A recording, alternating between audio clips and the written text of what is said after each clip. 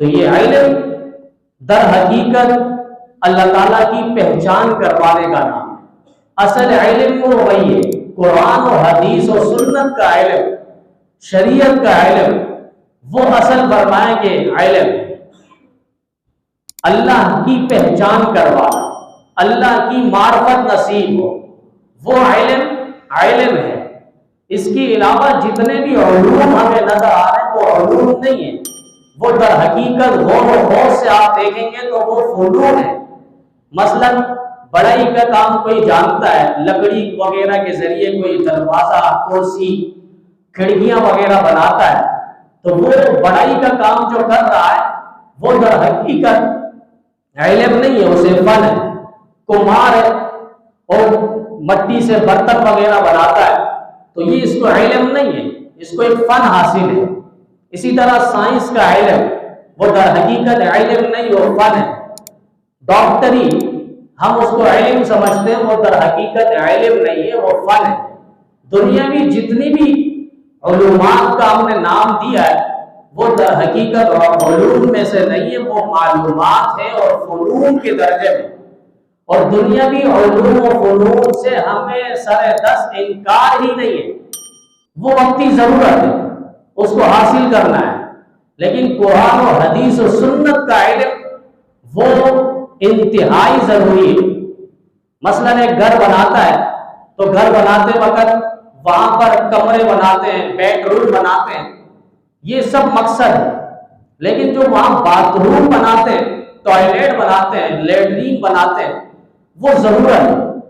مقصد کمرہ bed room ہے، وہاں سونا ہے، استراحت ہے، آرام ہے، نیند ہے، جاگنا ہے، کیلولا کرنا ہے، وہاں کھانا پینا گپ شپ ہے، وہ مقصد ہے۔ گھر اسی لیے بنا ہے۔ لیکن ٹوائلٹ جو ہے، باتھ روم جو ہے، وہ صرف مقصد نہیں، ضرورت کے تحت ہے کہ ہم صرف جائیں گے 5-10 منٹ میں فارغ ہو کر قضائے حاجت سے آ جائیں گے، یہ ضرورت کے تحت ہے۔ تو دنیا بھی جتنے بھی علوم جس کا نام فنون ہے وہ صرف ضرورت کے حد تک ہے، اور وہ ضرورت جسم کے ساتھ، زندگی کے ساتھ اور موت تک اور دنیا تک ہے۔ یہاں سے جانے کے بعد پھر یہ علوم جس کو ہم کہہ رہے ہیں اور فنون، وہ کوئی کام نہیں آئے گا۔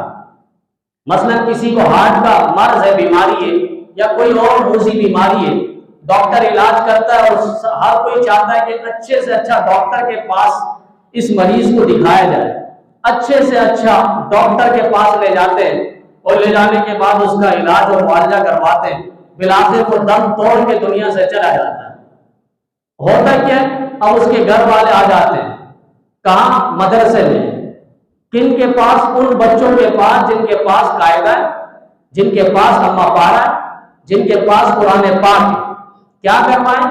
ہمارے میت کے لیے ایصال ثواب کروائیں، فاتحہ خوانی کروائیں۔